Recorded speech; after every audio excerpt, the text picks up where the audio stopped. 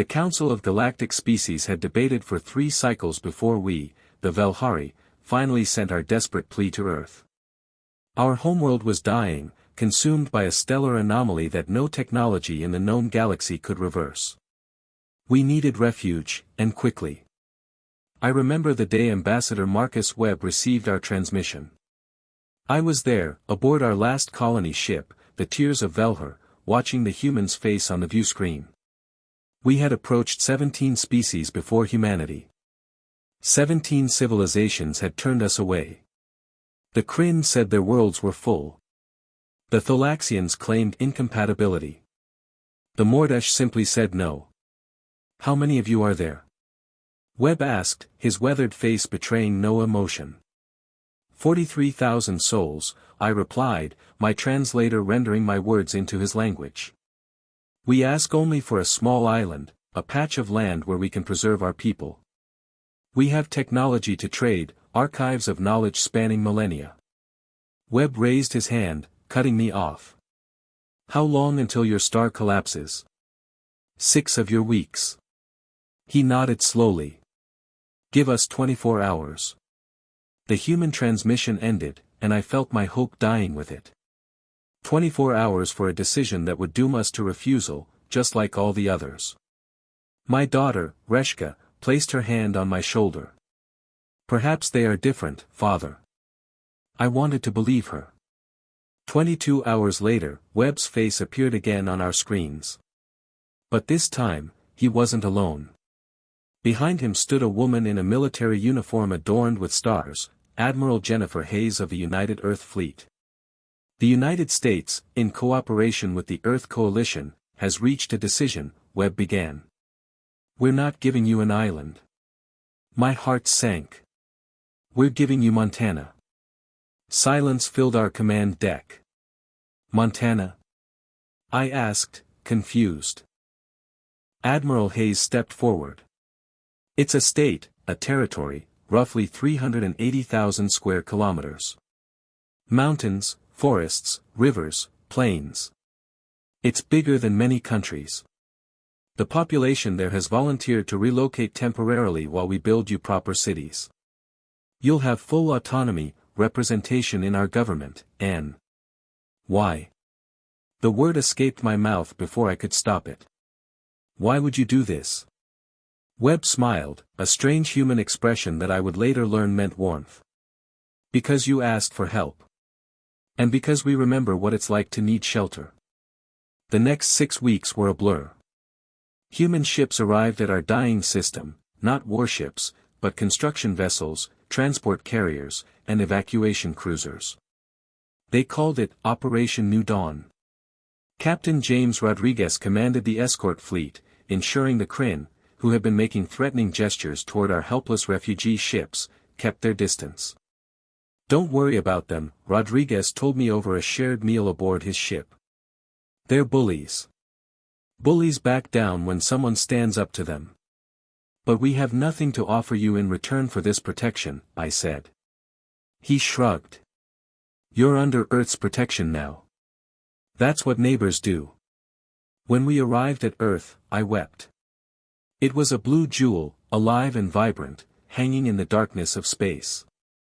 Montana, our new home, was beyond anything I'd imagined. The humans hadn't just evacuated the area, they'd built us cities that blended Velhari architecture with human engineering. Structures that honored our aesthetic while withstanding Earth's weather. They'd even adjusted the atmospheric processors to match our homeworld's air composition in designated zones. President Elizabeth Morales met us personally at the landing site. Welcome home, she said simply. But the galaxy didn't react well to humanity's generosity. The Kryn Dominion demanded the Earth Coalition hand us over, claiming we owed them a debt from centuries past, a lie, but a convenient one. The Thalaxian Empire called Earth's action dangerous precedent. 17 species that had rejected us now called humanity reckless for accepting refugees. Then came the ultimatum. A coalition fleet of 6 species assembled at the edge of Earth's solar system. They demanded we be surrendered for processing, a euphemism for enslavement or worse. Admiral Hayes's response was broadcast across every channel in the galaxy. This is Admiral Jennifer Hayes of the United Earth Fleet. The Velhari people are under Earth's protection. They are residents of United States territory and, by extension, citizens of Earth. Any hostile action against them will be considered an act of war against humanity. The alien fleet consisted of 200 warships. Earth dispatched 40. I was terrified. I begged Webb to negotiate, to surrender us rather than risk human lives. He refused. You don't understand humans yet, he said. We're a young species. We've made countless mistakes. But we've learned one truth through all our bloody history: you don't abandon people who need help. And you sure as hell don't let bullies dictate morality. The Battle of Soul's Gate lasted 4 hours. Humanity's ships were fewer but faster, their weapons more precise, their tactics unpredictable. The aliens had expected a primitive species, easy to intimidate. Instead, they found a civilization that had perfected warfare through millennia of fighting themselves. Captain Rodriguez's destroyer, the Indomitable, took a direct hit protecting a Velhari settlement dome on Mars. He survived, barely, but 32 of his crew didn't. When I visited him in the hospital, I tried to apologize. For what? He asked, his arm in a regeneration cast. For being refugees. For needing help. Don't ever apologize for that. The alien coalition retreated. Not because they couldn't win, they probably could have, eventually, but because humanity made it clear the cost would be catastrophic.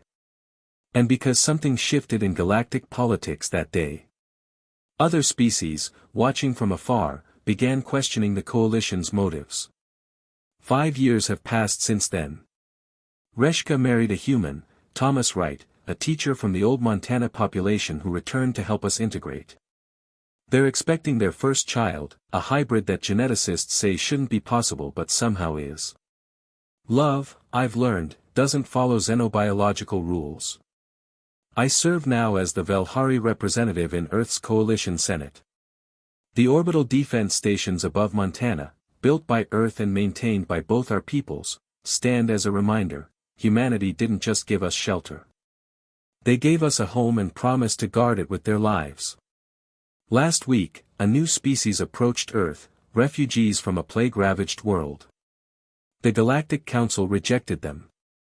I watched as President Morales gave the same answer Webb gave us 5 years ago. Give us 24 hours. I smiled.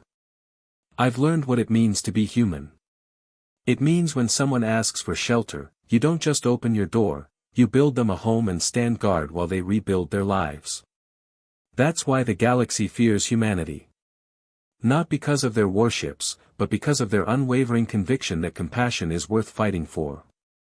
And I'm proud to call them neighbors.